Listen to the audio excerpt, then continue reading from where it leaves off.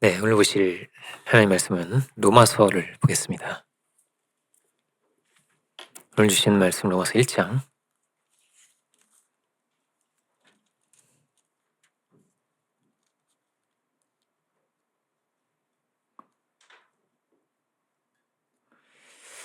16절부터 보겠습니다. 16절부터 19절까지 보겠습니다. 제가 봉독하겠습니다. 내가 복음을 부끄러워하지 아니하노니 이 복음은 모든 믿는 자에게 구원을 주시는 하나님의 능력이됨이라. 먼저는 유대인에게요 그리고 헬라인에게로다. 복음에는 하나님의 의가 나타나서 믿음으로 믿음에 이르게 하나니 기록된 바 오직 의는 믿음으로 말미암아 살리라 함과 같으니라. 하나님의 진노가 불의로 진리를 막는 사람들의 모든 경건하지 않음과 불의에 대하여 하늘로부터 나타나나니 이는 하나님을 알만한 것이 그들 속에 보임이라. 하나님께서 이를 그들에게 보이셨느니라. 아멘. 여기까지 보겠습니다. 말씀의 제목은 믿음으로 살리라. 믿음으로 살리라. 이렇게 보겠습니다. 이 로마서의 오늘 본문은 종교개혁의 핵심이 되는 구절이기도 합니다. 이제 개신교는 보통 이 10월 마지막 주를 종교개혁 주일로 드리고 있습니다. 종교개혁은 이 역사 가운데 일어났던 굉장히 특별한 사건인데요. 루터 한 사람이죠. 여러 명이 필요했던 것도 아니고요. 복음을 알고 은혜를 깨달았던 이 루터 한 사람으로 인해서 이 역사와 세계가 변화되었다는 거예요. 그래서 이 한국까지 온 거죠. 그렇죠? 왜 종교 개혁이 필요했을까요? 은혜를 알지 못했고, 그리고 그 당시의 교회가 매우 부패하고 타락했기 때문이기도 하겠습니다.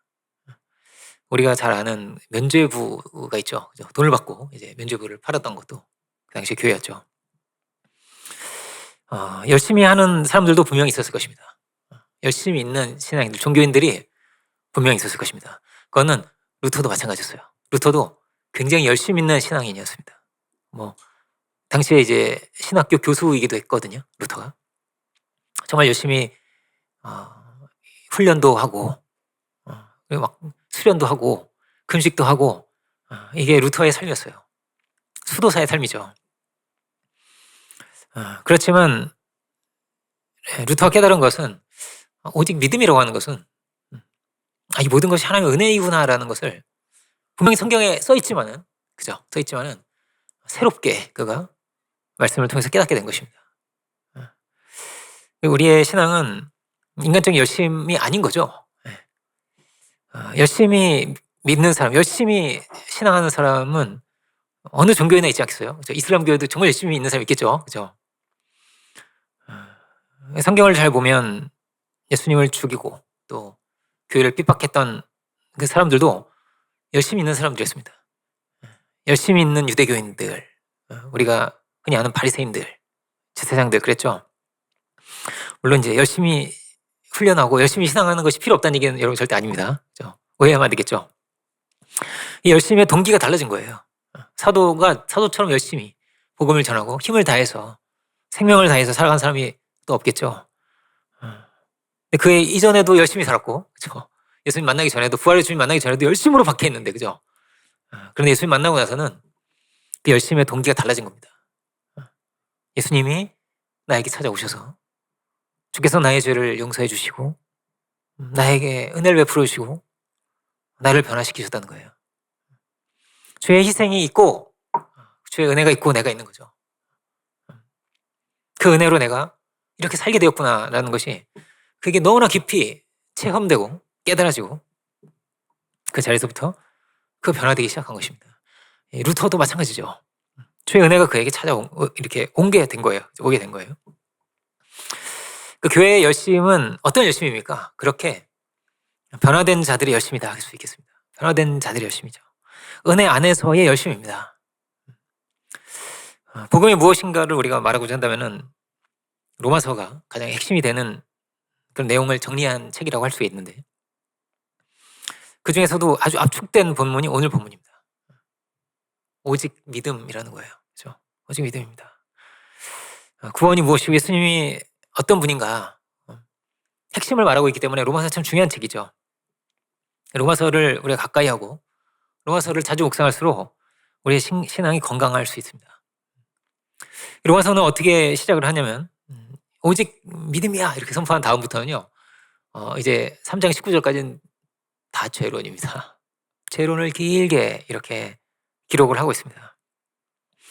주의 은혜를 말하기 전에 예수님께서 어떻게 우리를 구원하시고 우리의 죄를 어떻게 씻으셨는가를 말하기 전에 우리가 얼마큼 처참한 죄인인가, 얼마큼 답이 없는 죄인인가, 이것을 얼마나 의인이 없고 우리는 심판을 받을 수밖에 없는 이런 죄인인가 하는 것을 길게 이야기하고 있어요.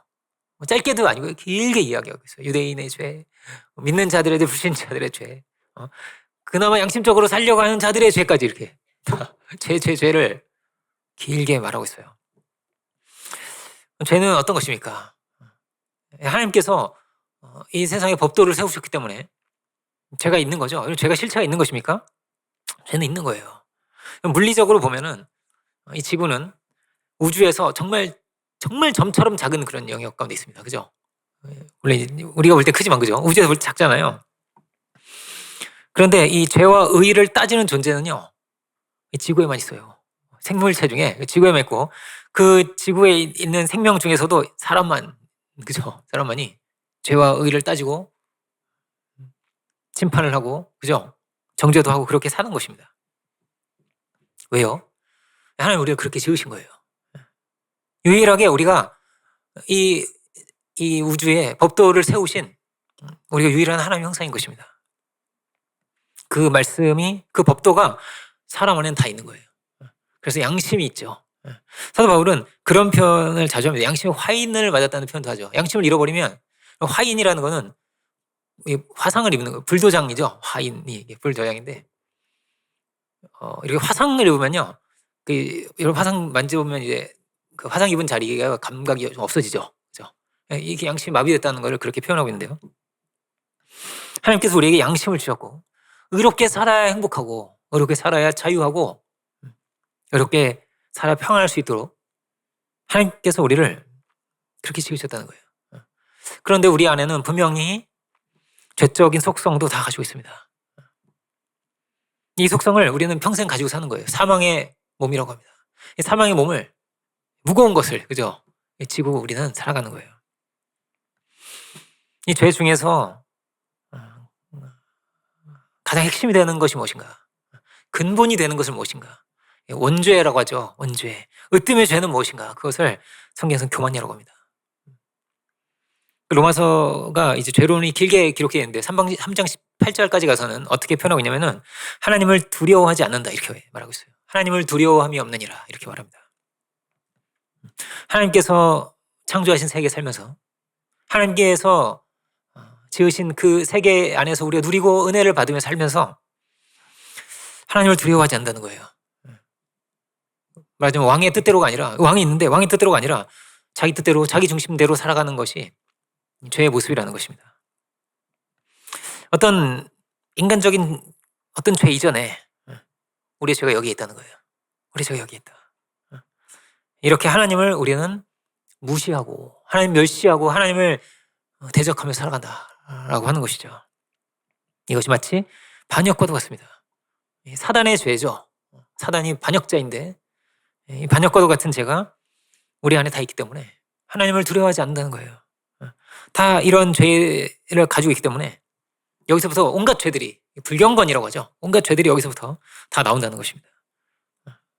스스로는 하나님께 나아갈 수 없는 거예요. 거룩하신 하나님 앞에, 온전하신 하나님 앞에 나아갈 수가 없고 하나님과 만날 길이 없고 하나님과 교제를 나눌 수 있는 길이 없는 것이죠. 죄 아래 있기 때문입니다. 그래서 우리에게는 구원이 필요한 거죠. 구원은 어떤 것인가? 구원은 쉽게 말하면은 죄로부터의 구원입니다. 죄로부터의 구원이에요. 우리는 이 죄에서 구원을 받아야 할 자리에 있다는 것이죠. 이 죄에서 우리가 어떻게 벗어날 수 있는가? 겉으로 드러나는 죄는 여러 가지가 있습니다. 1장은 로마서 1장은 뒤에 이제 죄의 목록이 막 굉장히 길게 기록되어 있습니다. 이제 29절, 뭐 30절, 31절 뭐 이렇게 다 이렇게 죄의 목록을 길게 이렇게 설명을 하고 있죠. 모든 불의, 추악, 탐욕, 악의가 가득한 자요, 시기, 살인, 분쟁, 뭐 길게 나오죠. 그죠? 죄의 목록들을 길게 이렇게 이야기하고 있는데, 이 중에 이제 우리도 걸림이 되는 부분이 있겠죠. 어떤 부분에서 우리 약할 수 있고요. 뭐 교만하고, 그죠? 정직하지 않을 수 있고, 음탕하고, 탐욕적이고, 자기중심적이고, 그죠? 시기하고, 미워하고, 정죄하고, 우리가 죄인 줄을 알든지, 죄인 줄을 모르든지, 우리는 다 죄성을 가진 죄인들이죠. 이 죄에서 우리가 어떻게 구원을 받을 수 있는가? 그렇지 않고는 우리는 하나님을 대적하고 살면서 그렇게 죄 가운데 살다 죽을 운명이죠. 그럼 우리는 이 죄에서 정말 구원을 받을 수 있는 것인가? 구원을 받을 수 있다면 이보다 더 복된 소식이 없죠. 정말 우리가 이 죄에서 자유할 수 있는가? 이것은 사람이 할 수 있는 것이 아니다 할 수 있습니다. 왜 주님이 이 땅에 오셨을까? 주님이 오신 것은 우리가 하나님께 나아갈 수 없기 때문입니다. 우리가 스스로 깨끗해질 수가 없고 우리가 하나님께 나아갈 수 없기 때문에 주님이 오신 거예요. 주님 우리를 찾아오신 거예요. 사람이 되신 거예요. 그래서 구원은 받는다고 합니다. 구원을 도달했다고 하지 않고 어떤 깨달음을 얻었다고 하지 않고요. 우리는 구원을 받았다고 합니다. 마치 사과나무에 사과가 열리듯이 우리는 죄의 열매를 계속 맺힐 수밖에 없는 그런 존재들입니다. 이걸 뭐라고 한다고? 원죄라고 합니다. 이게 참 중요해요. 이 원죄를 깊이 봐야 합니다. 이 교만을 깊이 봐야 합니다. 우리가 이런 죄적인 존재라고 하는 사실을 깊이 깨달아야 합니다. 여기서 벗어나고 여기서 이면에서 우리가 해결을 받고 이것을 가지고 싸우고 연약함을 늘 인정하고 시인할 수 있는 것이 우리 신앙이기 때문이거든요. 많은 어떤 이제 신앙인들은요 원죄를 인정하지 않습니다. 인정하지 않는 사람들이 여기 있어요. 그 교회들 어떻게 됐을까요? 다 망했어요. 다 사라졌어요. 복음의 능력을 우리가 어떻게 만나냐면요, 이 원죄를 해결받으면서 은혜를 입는 거예요. 수고하고 무거운 짐을 주님께 가져가면서 내가 어찌할 수 없는 이것을 주님께 가지고 나아가면서 우리가 주의 은혜를 입는 거거든요. 우리는 가만히 두면 점점 알아서 천성을 향해서 하늘을 향해서 가는 존재가 아닌 거예요. 이 세상은 점점 죄악의 세상이 되어가는 것이고 죄의 유혹이 너무나 많은 것이고, 그죠? 점점 노아 시대처럼 멸망을 향해서, 타락을 향해서 간다는 것이죠. 근데 만약 우리가 그런 가운데서 예수님 만날 수 있었다면, 주의 은혜를 우리가 입을 수 있었다면, 그래서 죄에서 벗어날 수 있었다면, 여러분 이건요 정말 너무나 감사한 일이죠. 너무나 감사한 일입니다. 이것을 성경에서는 거듭난다라고 하는데, 거듭나다고 합니다. 거듭나는 것은 마치 이제 어린아이처럼 된다는 거죠. 우리가 어머니의 뱃속에 다시 들어가서 다시 태어날 수 없는데, 그죠? 마치 새롭게 태어나서 새로운 존재가 되어서 새롭게 살게 되더라는 거, 예수님 안에서. 그럴 수가 있을까요? 그죠? 그럴 수가 있을까요? 근데 이런 신비한 일이 예수님 만남으로 일어나게 되는 줄 믿습니다. 일어난다는 거예요. 용서를 받고 은혜를 받고 깨끗함을 입은 이들이 예수님 안에서 이렇게 새로워지더라는 거예요. 한국 교회의 이 초창기에 그 김익두 목사님이라는 분이 계셨습니다. 이 김익두 목사님이 정말 이렇게 엄청난 신유의 기적을 정말 많이 일으키셔서 그렇게 굉장히 알려져 있는 그런 목사님이죠.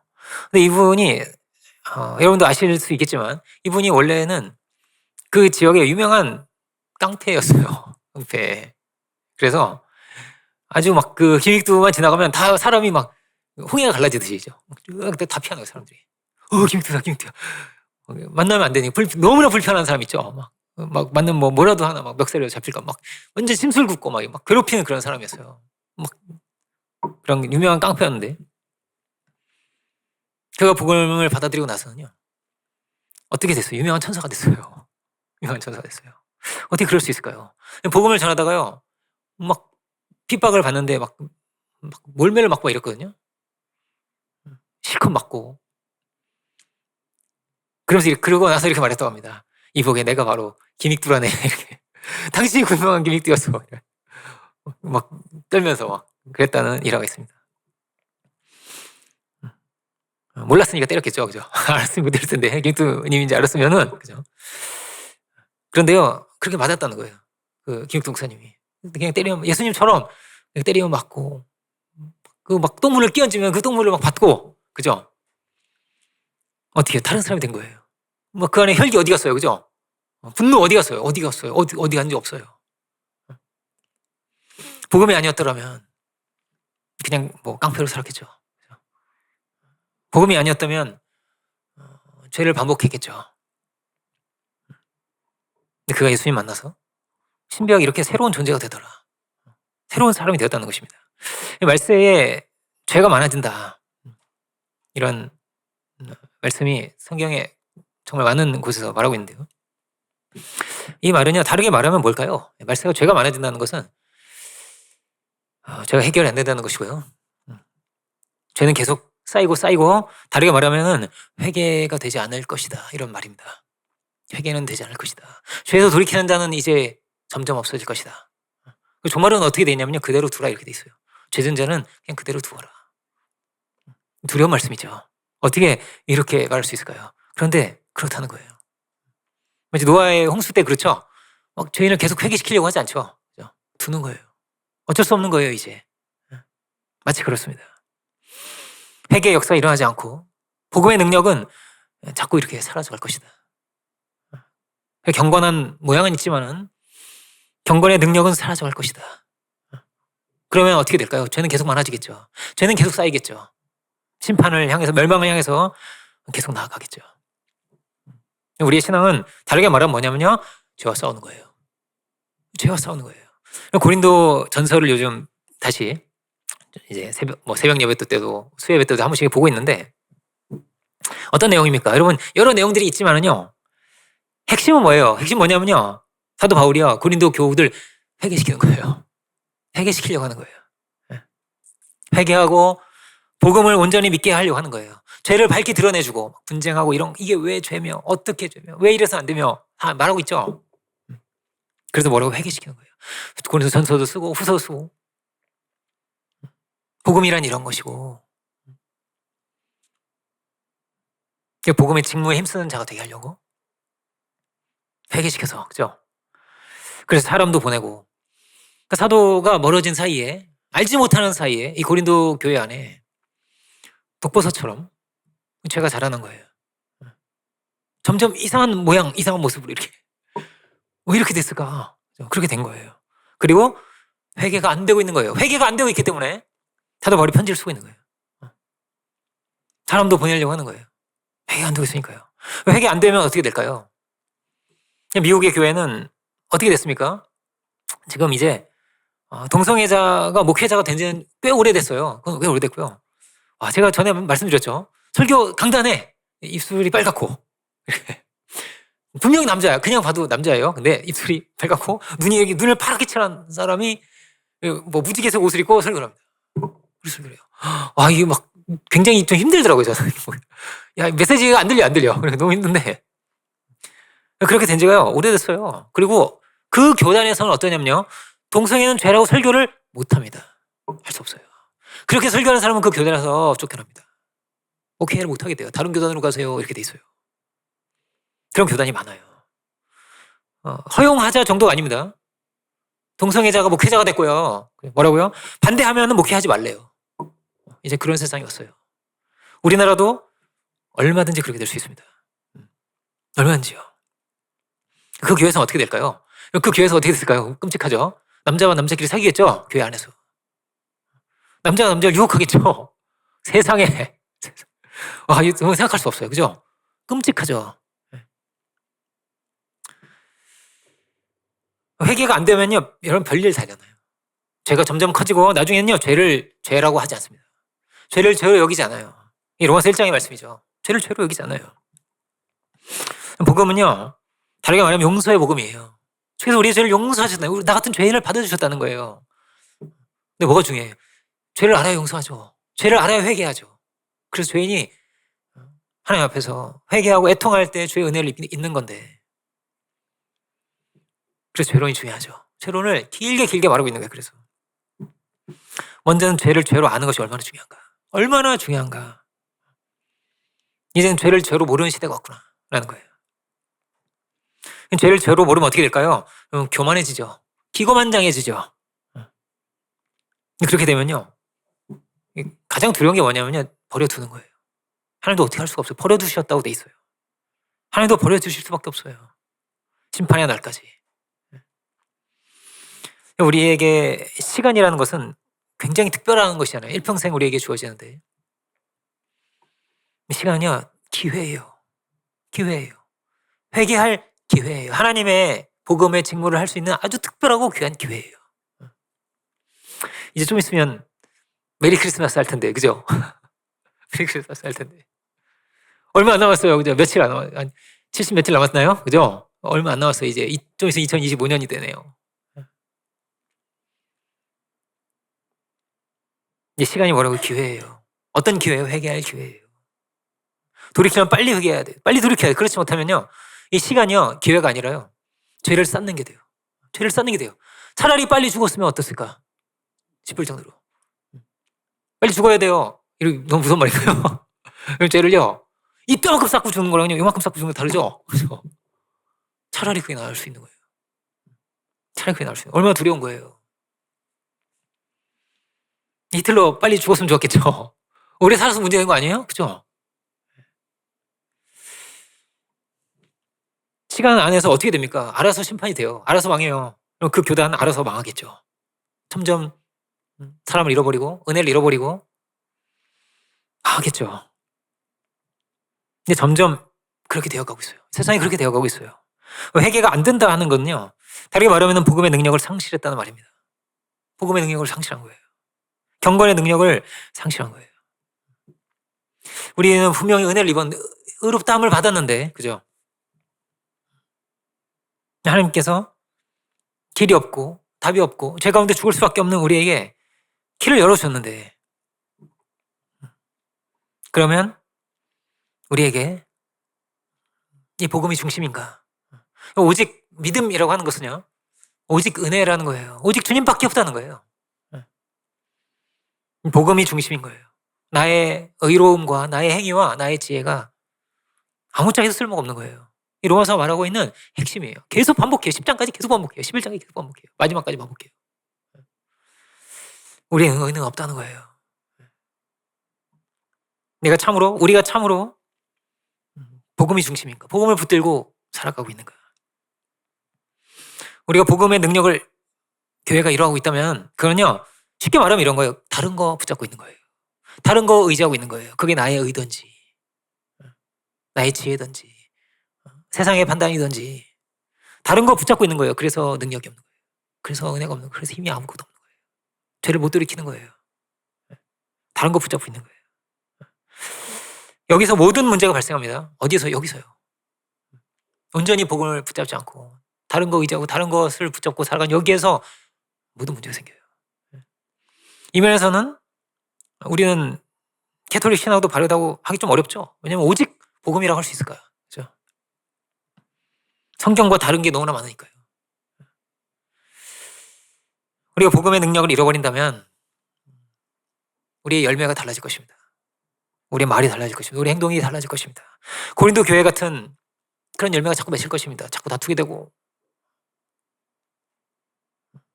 자꾸 죄 가운데 분쟁하게 되고, 음행의 문제, 고소 고발하는 문제, 온갖 문제들이 다 생길 거예요.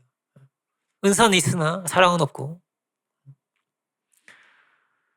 나도 모르게 그렇게 되는 거죠. 나도 모르게 미워지는 거예요. 네. 나도 모르게 정죄하게 되는 거예요. 나도 모르게 욕심이 나는 거예요. 그걸 따라가는 거예요. 판단하고 차별하는 거예요.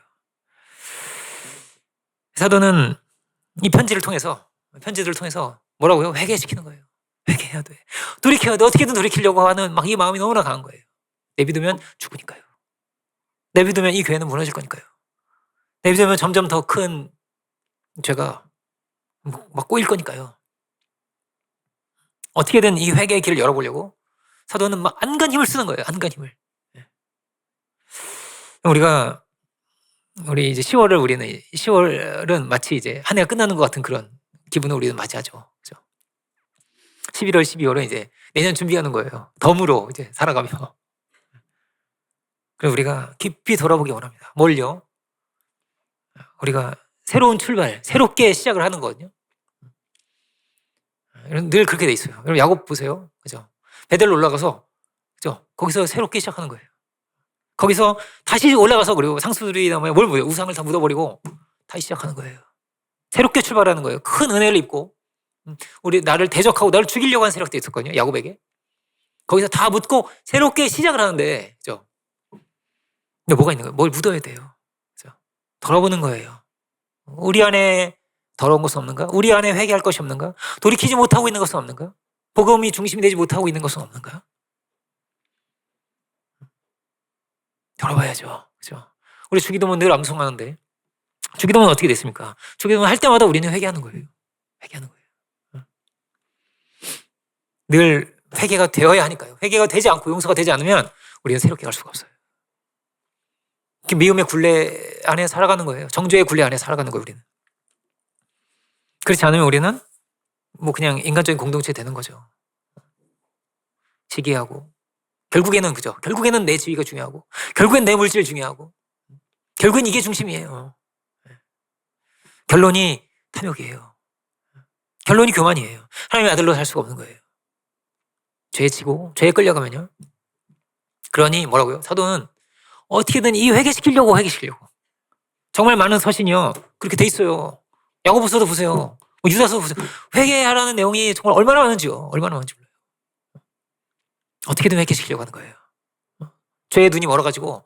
근데 고린도 교우들이 몰라요. 죄의 눈이 멀어서. 뭐가 중심이고 뭐가 핵심인지 모르고 판단하고 정죄하는데 너무나 정당하게 당연하게 하고 있고 틀렸는데 그럴 수 없는데 근데 그걸 몰라요. 눈이 멀어서 몰라요. 이 눈을 어떻게든 띄워주려고 사도는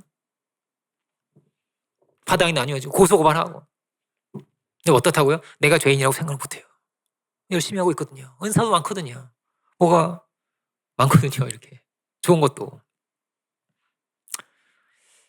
십자가의 도와 멀어졌는데 그죠? 십자가의 도와 멀어졌는데 그것을 몰랐어요. 이 사도의 서신이 없었다면 어떻게 됐을까요? 고린도 교회가요? 갈라디아 교회 어떻게 됐을까요? 10년 뒤에 20년 뒤에 어떻게 됐을까요? 고린도 교회가 여전히 있을까요?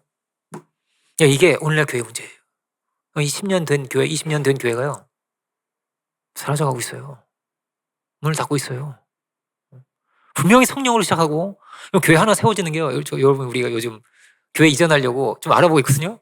세상에 교회 이전하는 게 정말 쉽지 않아요. 그죠? 막, 이거 어떻게 쉽지 않죠? 이 주변에 얼마나 많은 교회들이 있어요. 그 교회 그냥 세워진 게 아니에요. 어떤 사람이 집 팔고 그렇게 만든 거예요. 가진 거 다 털어내고 적금을 깨고 그렇게 힘을 모아서 이렇게 만든 거예요. 그런데 그 교회가 문을 닫고 있어요. 우리가 알아보는데 어떤 교회가 알아봐지겠어요? 망하는 교회 알아봐지죠, 당연히. 멀쩡한 교회 못 들어가잖아요, 우리가. 망하는 교회들이요. 몇 년씩 막 거미줄 쳐 있고 막 이래요. 막 곰팡이가 다 쓸어 있고 교회가. 왜 이렇게 되었을까? 다른 문제 아니죠. 복음의 능력을 잃어버렸어죠. 그럼 어떻게 된다고? 회개 못해요. 회개가 안 돼요.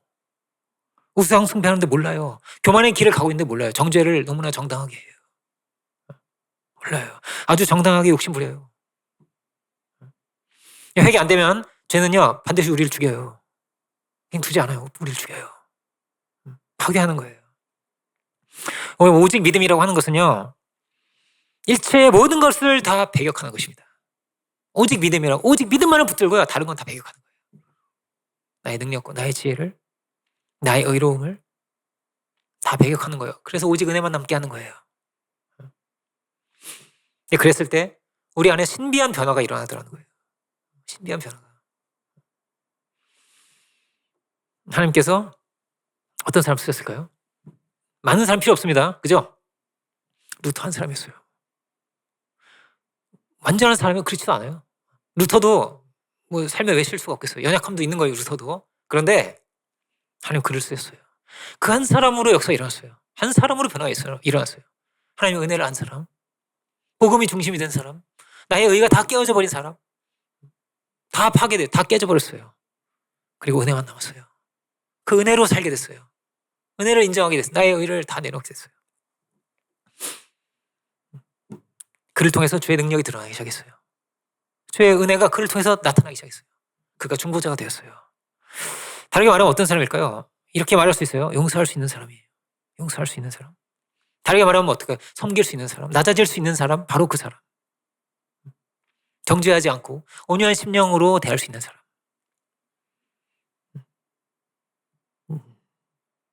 이런 복음이, 우리 안에 복음에 놀라운 승리가 있기 원합니다. 복음이 이겨야겠죠? 그죠? 복음이 이겨야 되는 거예요. 주 내 안에 뭐가 이겨야? 복음이 이기게 하소서. 복음이 중심이 되게 하소서. 분노가 이기면 안 되겠죠? 정죄가 나를 이기면 안 되겠죠? 한국말에 이런 표현 있잖아요. 분노를 못 이기고, 그래서 정죄를 못 이기고, 못 이겨요. 못 이기면 지는 거예요. 끌려가는 거예요, 그러면. 하나님께서 어떻게 쓰실 수가 있을까요? 그죠? 욕심을 못 이겨. 분노를 못 이겨. 정죄를 못 이기면 하나님께서 어떻게 쓰시겠어요? 근데 성경은 승리자의 이야기입니다. 요셉은 승리자죠? 정죄를 이긴 사람이에요. 다윗도 승리자죠? 다윗도 정죄를 이긴 사람이에요. 이겼어요. 우리가 이길 수 있을까요? 우리가 이기기 원합니다. 참으로 복음을 붙들 수 있기 원해요. 하나님은 반드시 죄인을 두지 않습니다. 죄를 두지 않아요. 우선 양심이 말을 해요. 너 그러면 안 돼! 라고 말하고요. 그죠? 양심이 말을 하고. 하나님 말씀도 어떠냐면 반드시 죄를 드러내게 됩니다. 그러면 둘 중 하나예요. 회개하든지 강팍해지든지. 변화되든지 아니면은 죄를 쌓게 되든지예요. 주의 은혜가 남고 오직 주의 영광이 될 수 있기 원합니다. 세상은 어떨까요? 세상은 다른 길 없죠. 세상은요, 그냥 정죄하는 거예요. 그 길밖에 없어요. 다른 길이 없는 거예요. 용서의 길이 있어요? 글쎄요, 있을까요? 없는 거예요, 세상에는. 그냥 강자가 다스리는 거고요. 죄인은 심판을 받는 것이고요. 세리는 세리로 사는 것이고요. 어부는 어부로 사는 거예요. 왜 제자를 선생이 시키겠습니까? 왜 부유한 자가 가난해지겠습니까? 일어나지 않는 일이죠, 그거는. 세상에서는. 그러니까 주님은 부유한 자로서 가난해지신 것이고 우리에게도 말씀하시는 거예요. 그들을 위해서 낮은 자리로 가거라고. 그들을 위해서 너희도 가난해지라고. 너희도 그 섬기는 자가 되라고 하시는 거예요. 우리에게 늘 주의 은혜와 복음의 능력이 있기 원합니다. 용서받을 수 없는 자가 용서를 받은 거죠, 우리는. 이 복음을 여러 측면에서 우리가 말할 수 있지만 최고의 은혜는요, 용서받은 은혜인 것 같아요. 용서받은 은혜. 창세기가 용서로 끝나잖아요. 우리도 주의 은혜로 용서할 수 있기 원합니다. 한 해가 이제 저물어 가는데, 그죠? 새롭게 가야 되잖아요. 어떻게 해요? 용서할 수 있기 원해요. 다 잊어버리고. 가까이에 있는 사람을 용서하지 못할 때도 많거든요. 그죠? 마음에 걸림이 되고. 이렇게 말할 수 있을까요? 용서가, 하나님의 용서는 이렇게 말할 수 있어요. 그래, 내가 심판하지 않을게. 이게 용서를 할 수 있어요. 이것도 용서하겠죠. 근데요, 하나님 용서는요, 다시 처음처럼 마음껏 사랑하시는 게 용서예요. 그죠? 거기까지 가는 거예요. 마음이 걸리고, 내가 참어. 이게, 이런 게 아니고, 그죠? 탕자를 기쁨으로 맞아주시고, 정말 처음 그 아들로 동일하게 대해주시고, 그리고 우리를 사랑해 주잖아요. 우리가 그 자리까지 갈 수 있으면 좋겠습니다. 다 이제 신혼처럼 사랑하시고 그죠? 맺히고 걸림이 되고 막힌 담이 있다면 여러분 이걸 우리가 할 수 있게 원해요. 근데 용서 누가 할 수 있을까요? 용서는요, 예수님 만난 사람이 할 수 있는 거 아니겠어요? 그죠? 예수님 만난 사람이 할 수 있어요. 세상에 뭐라고 용서 없어요. 용서 없는 거예요. 부모도 용서 못하고 자식도 용서 못하고 그런 세상인데요.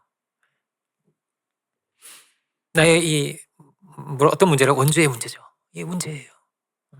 죽을 수밖에 없는 심판 아래 있는 이런 내가 십자가의 은혜로 내가 살았음을, 주께서 나를 찾아오셨음을, 여러분 이것을 늘 우리가 분명히 할 수 있기 원합니다.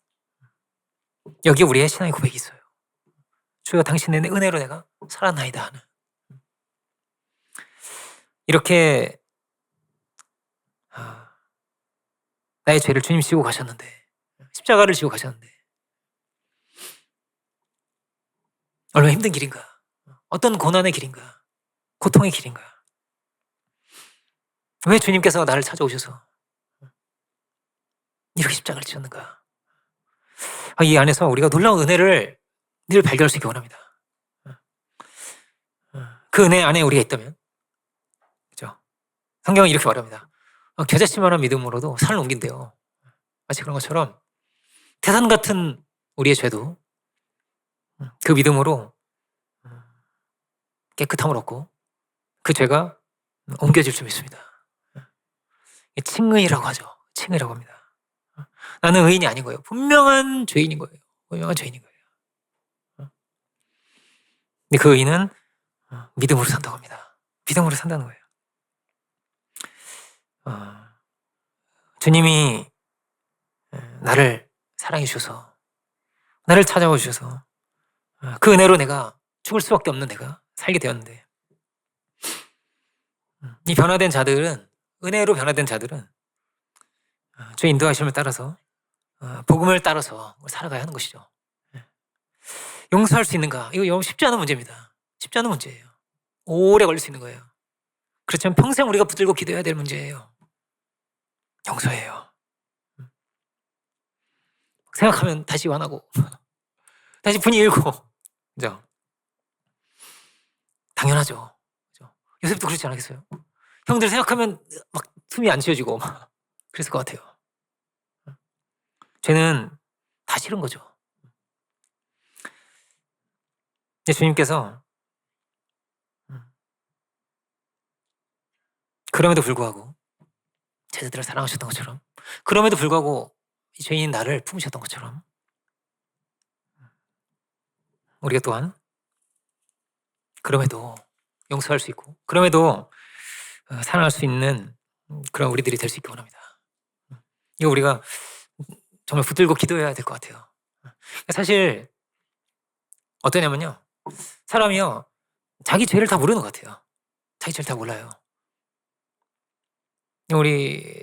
제가 늘 말하죠. 상처 받은 사람 많아요. 그죠? 상처 받았거든요. 되게 고통 가운데 있는 거예요. 아픔이 있는 거예요, 누구나. 근데 상처 준 사람 별로 없어요. 상처 받은 만큼 누군가 상처 준 거 아니에요? 그죠? 근데 상처 준 사람은요 잘 몰라요. 내가 이 사람한테 상처 줬습니다. 저 사람한테 상처 줬습니다. 이렇게 상처 줬습니다를요 잘 몰라요. 어떻게 알 수 있을까? 그죠? 우리가 회개의 이 귀한 자리가 은혜로 오는 것 같아요. 은혜로. 신비하게 은혜가 와서. 사도 바울은 어떻게 회개했을까요? 사도 바울은 스데반을 돌로 칩니다. 그죠? 아마 사도 바울도 자기도 던졌겠죠? 자기는 안 던지고 구경만 하지 않았겠죠? 분명 자기도 던졌을 거예요. 근데 스데반이 이렇게 기도를 합니다. 저희 죄를 용서해 주셔서, 이렇게 기도를 하는 거예요. 천사의 얼굴이에요. 세상에 저럴 수가 없어요. 나는 돌을 던지는데, 나는 그가 미운데 막 분노 가운데 막 소리 지르고 막 던졌는데, 그가 천사의 얼굴이에요. 그가 복음 가운데 있어요. 그가 은혜 가운데 있어요. 거기서 마치 예수님을 만나는 것 같은 그런 체험을 했을 것 같아요. 예수님 같은 말을 했잖아요. 그죠? 예수님 같이 희생한 거예요. 예수님같이 의인으로서 그렇게 죽임을 당했어요. 근데 그 자리가 그에게 큰 충격이 되었을 것 같아요. 사도 바울에게. 이거는 성경에 있지 않지만 대부분의 이 신학자들의 견해입니다. 그렇거든요. 그가 복음의 능력 가운데 있고 그가 복음의 빛 가운데 있었기 때문에 이 빛이 임하지 않으면 죄는 몰라요. 예수님 우리가 만나지 못하면요 죄를 몰라요. 예수님의 겸손을 모르면요 나의 교만을 몰라요. 예수님의 다스림을 모르면요 나의 이 높은 교만을 잘 모르는 것 같아요. 이 복음을 아는 한 사람, 복음의 사람, 그를 통해서 메시지가 전해지고 그를 통해서 회개가 일어나고 그를 통해서 세계 선교의 길도 열리고 늘 이 한 사람이 중요했어요. 복음은 용서하는 그 사람을 통해서 나타날 것입니다. 누굴 통해서요? 이 스테반 같은 사람을 통해서요. 주여 저희 죄를 용서하소서 할 수 있는 그를 통해서 복음의 능력이 드러날 것입니다. 우리가 이렇게 기도할 수 있을까요? 우리가 이렇게 외칠 수 있을까요? 예수님께서 가르쳐 주신 기도가 그렇습니다. 우리가 우리의 죄를 사해 준 것처럼 주여 나의 죄를 사하여 주소서. 그렇게 늘 기도하게 되어 있어요. 그럼 이게 먼저 있는 거예요. 그죠? 우리가 우리의 죄를 용서해야 돼요. 내가 용서가 안 되고 있다면, 이 정죄가 안 멈춰진다면 이거요. 여러분 심각하게 생각해야 돼요. 그렇지 않겠어요? 심각하게 생각해야 돼요. 복음의 능력을 내가 잃어가고 있구나. 사탄 역사가 일어나고 있구나. 이렇게 보셔야 돼요. 얼마든지 어때요? 바리새인 될 수 있어요. 바리새인 자기는 늘 정당한 사람이에요. 나는 의롭다는 사람이에요. 속에 뭐가 있어요? 정죄가 가득하고 사실은 그리고 위선되고 그죠? 온전한 선은 있을 수 없거든요. 죄를 이길 힘이 없는 거예요. 우리는 십자가 앞에 섰는가? 나의 죄를 용서하신, 나의 죄를 사하신 그 주님 앞에 우리가 섰는가? 내가 사함을 받고 나도 용서의 길을 가고 있는가? 용서의 길을 가고 있는가? 여러분 이게 치열한 싸움이죠. 저는 굉장히 이 자리가 굉장히 치열한 자리입니다, 여러분. 네, 여러분 이 말씀 정말 우리가 붙들 수 있기 원합니다. 붙들어야 돼요. 나의 죄를 알고 애통의 마음으로 하나님 앞에 서면서 그러면서 용서해야죠. 용서해야죠.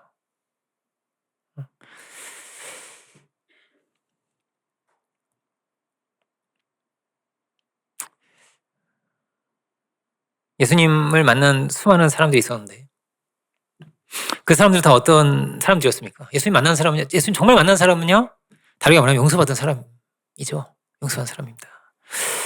다르게 말하면요 죄인이에요. 네. 죄인이 주님 만났어요. 병자가 주님 만났습니다. 의인은 주님께 굳이 나아갈 필요 있을까요? 병 없는데 굳이 예수님께 나아갈 필요 있었을까요? 없었어요. 그래서 예수님 아무도 못 만났어요. 만날 수가 없었어요. 근데 죄인은요 너무나 간절했어요. 너무나 간절했어요. 주님 안 만나면 안 되는 거예요. 심판받을 게 너무나 확실했기 때문에 너무나 확실하니까 주님이 아니면 내가 살 길이 없는 거예요. 너무나 간절하게 주님께 찾았어요. 그래서 주님 만나고 너무나 기뻐했어요. 바리새인이 안 기뻐요. 근데 죄인은 너무나 기뻐하는 거예요. 그죠? 병자가 너무나 간절한 거예요. 근데 우리 어떻습니까? 이렇게 간절할까요? 이렇게 낫고자 하는, 은혜 입고자 하는 이 마음이 간절할까요? 여러분 그러면 우리가 주님 만날 거예요. 그러면 저 용서하지 못하는 저를 불쌍히 여겨주소서. 이 교만한 저를 불쌍히 여겨주소서. 나도 알지 못하는 사이에 교만해져서 간절하지도 않고 찾지도 않고 구하지도 않는 주의 이 죄를 용서해달라는 그 사람 사람이 주님 만나는 거예요. 죄의 은혜를 입고자 하는가? 나는 죄가 없는데 나는 이 정도면 괜찮게. 그러면요 간절히 하나님을 의지하지 않아요. 그럴 수가 없는 거예요. 여러분 전에 한번 새벽 예배 때도 말씀드린 적이 있지만 그런 모순이 있어요. 어떤 모순이 있을까요? 정말 더러운 사람이 회개 안 해요. 정말 더러운 사람이 하나님 찾지 않아요. 자기 의로 똘똘 뭉쳐있는 거예요. 정말 더러운 사람은. 그래서 예수님 뭐라고 말씀하셨어요? 세리와 창기가 너희보다 낫다고 하셨어요. 두려운 말씀이에요. 그죠? 경건해 보이는데 불경건한 거예요. 어떤 사람은요 정말 불경건해 보이는데 그 사람이 오히려 경건한 거예요. 그는 어떠냐면 가슴을 치며 회개하거든요. 은혜 앞에 간절히 나아가거든요. 의로워 보이고 괜찮아 보이는 사람이요 더 죄인이죠. 근데 뭐라고요? 정말 더러운 사람 회개 못해요. 그리고 어떠냐면요 저 정도면 괜찮아 보이는 바로 그 사람이 열심히 말씀 들어요. 그리고 나는 죄인이라고 그래요. 세상에서 제일 의로울 것 같은 사도 바울이요 내가 죄인의 괴수라고 그래요. 그죠? 그리고 제일 간절해요. 의를 향한 열망이 가득해요. 제일 의로운 사람으로 보이는데. 그래서 신앙이요 부익부 빈익빈이에요. 회개 안 하는 사람은요 그냥 그러고 살아요. 대강 살아요. 복음의 능력도 모르고 살아요. 그러면 또 힘들기도 하고 밉기도 하고 적지기도 하고 막 이렇게 그냥 저냥 그렇게 사는 거예요. 근데 나는 죄인이라고 하고 맨날 눈물을 흘리고 주님 저 어떻게 해요? 이렇게 외치는 그 사람이요 은혜롭게 살아요. 은혜롭게 살아요. 신비죠. 기독교의 신비예요. 근데 제가 학창 시절에 그게 좀 제가 제일 굉장히 황당했던 적이 있어요. 언제 황당했냐면 제 처음에 수련회 가서 은혜 받을 때인데 그 전날이죠. 은혜 받기 전날에 늘 보면은 막 우는 거예요. 너무 왜 이렇게 울어? 막 너무 불편해요. 저는 막 우는 게 그랬어요. 당시에는 처음에. 근데 이상해요. 울고 나서 웃어요. 나서 울고 나서 웃어요. 엄청난 평화 그 스네만 같은 얼굴로 웃어요. 이상하다. 아까 울었는데 왜 저게 또 웃지? 그죠? 이게 신앙의 신비예요. 부흥 어떻게 올까요? 회개를 통해서 옵니다. 눈물을 통해서 옵니다. 나 같은 죄인 어떻게 하냐는 그 기도 속에서 옵니다. 우리가 늘 굉장히 귀한 모임인데 이 10월의 모임이 이 시간이 정말 우리가 깨어지는 시간이 됐으면 좋겠습니다. 정말 깨어지고 정말 가슴을 치며 그 은혜를 간절히 구하며 나갈 수 있고 해요. 그냥 의례적인 의식적인 것이 아니라 오직 은혜 앞에 다시 우리가 서고 다시 깨어지고 처음 같은 마음으로 다시 돌이켜서 믿음의 길을 새롭게 도전할 수 있는 우리가 다 되기를 주의 이름으로 축원드립니다. 기도하겠습니다. 은혜로우신 주님 감사드립니다. 오늘 귀한 모임을 앞두고 로마서의 귀한 말씀 이 시간 우리가 함께 보면서 우리의 중심을 우리 내면을 이 시간 우리가 다시 한번 돌아봅니다. 주님 우리가 어떻게 주님께 나아가는지 어떻게 주님을 찾고 있는지요. 정말 우리가 우리의 의를 다 내려놓고 오직 은혜를 오직 복음을 의지하여 살아가고 있는지요. 애통하며 가슴을 치며 주께 나와왔던 그 죄인들처럼 우리가 주님을 찾고 구하고 살아가고 있는지요. 우리가 참으로 복음의 능력 가운데 있는지요. 진실한 마음으로 사랑할 수 있는 그 능력이 우리 안에 있는지요. 주님 참으로 우리가 우리의 모든 죄를 다시 내려놓고 말씀 앞에서 깨어지고 새롭게 빚어질 수 있는 저희들 되기 원합니다. 우리 한 사람 한 사람을 기억해 주시고 하늘의 문을 활짝 열어주시며 은혜와 능력 가운데서 새로운 피조물로 빚어지게 해주시고 참으로 복음의 길을 생명의 길을 열어갈 수 있는 우리들이 주여 다 되게 하여 주옵소서. 이 귀한 기간 가운데 참으로 은혜의 빛을 우리 가운데 비춰주셔서 가슴을 치며 회개할 수 있는 마음 또한 우리 가운데 허락하여 주시고 참으로 우리에게 예비하시고 우리에게 예정하신 놀라운 은혜의 시대를 축복의 시대를 부흥의 시대를 참으로 수많은 이들이 회복되고 돌이키고 회개하며 치유받는 놀라운 역사가 일어나는 시대를 열어갈 수 있는 우리들이 오시오다 되게 하여 주옵소서. 크신 은혜를 감사드렸고 모든 영광을 주께 올려드리기 원합니다. 모든 말씀 예수 그리스도 이름으로 기도드립니다. 아멘.